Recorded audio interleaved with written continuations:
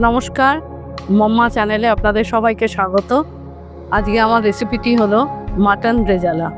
দেখুন step by step আমি কিভাবে করছি। মাটন রেজালা তৈরি করতে আমি 1 কেজি মাটন নিয়েছি।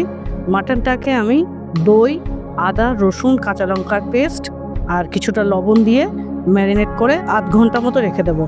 সময় যদি থাকে হাতে তাহলে 1 ঘন্টাও রাখা যেতে পারে। আধ ঘন্টা ম্যারিনেট করে রাখা ছিল, ঢাকা দেওয়া ছিল। এবার আমি মেন রান্নায় যাব।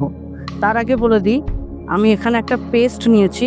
সেই পেস্টটা করা হয়েছে, আমি 1 কেজি মাটনে 250 মতন পেঁয়াজ নিয়েছি। সে পেঁয়াজটা রাফলি কেটে নিয়ে আমি সেদ্ধ করে নিয়েছি। সেদ্ধ করে পেস্ট করা এটা।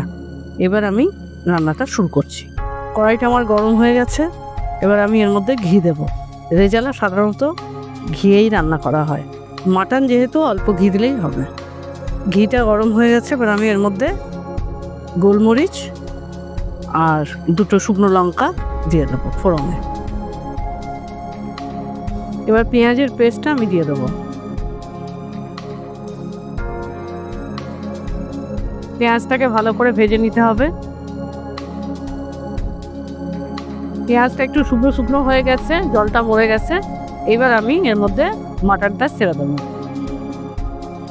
রেজালাটা এমন একটা রেসিপি যেটা ভাত, রুটি যার সাথেই দাও চলে যাবে।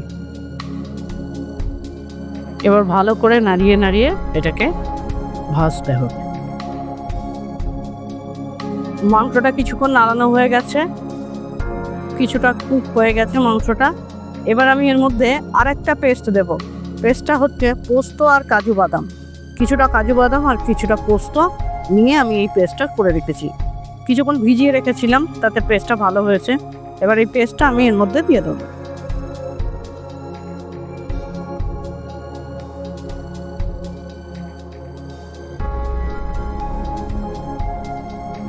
মাটনটা আমার মোটামুটি কষানো হয়ে গেছে।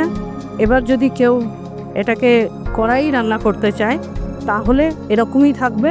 হয়তো এর মধ্যে একটু জল বা দুধ আমরা মিশিয়ে নিয়ে ভালো করে সেদ্ধ করব। কিন্তু আমি এটা প্রেসার কুকারে রান্না করব, সেই জন্য আমি এর মধ্যে একটু ক্রিম দেব আর তার আগে একটা মশলা দেব। এই মশলাটা আমি ড্রাই রোস্ট করে গুঁড়ো করে নিয়েছি।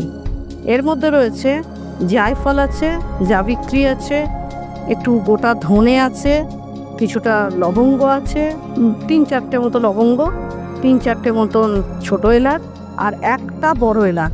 এইটা আমি গুঁড়ো করে নিয়েছি। এবার এটাকে আমি দিয়ে দেবো। প্রেসার করে দেওয়ার আগে আমি ক্রিমটা দিয়ে দিচ্ছি। খুব বেশি জল দেব না, এই বাটিটা ধুয়ে একটুখানি জল দেবো। ম্যারিনেশনের সময় আমি একটু নুন দিয়েছিলাম, নুন দিয়ে ম্যারিনেট করেছি।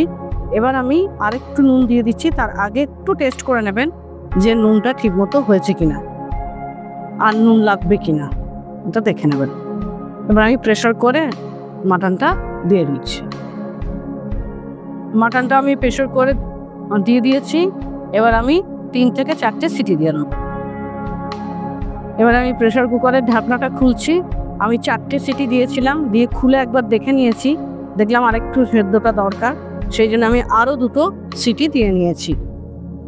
এই আমার মাটন রেজালা কমপ্লিট হয়ে গেছে। এবার পরিবেশনের পালা। ভিডিওটি ভালো লাগলে লাইক, কমেন্ট এবং শেয়ার করবেন। আর মম্মা চ্যানেলটিকে সাবস্ক্রাইব করে আমাদের পাশে থাকবেন।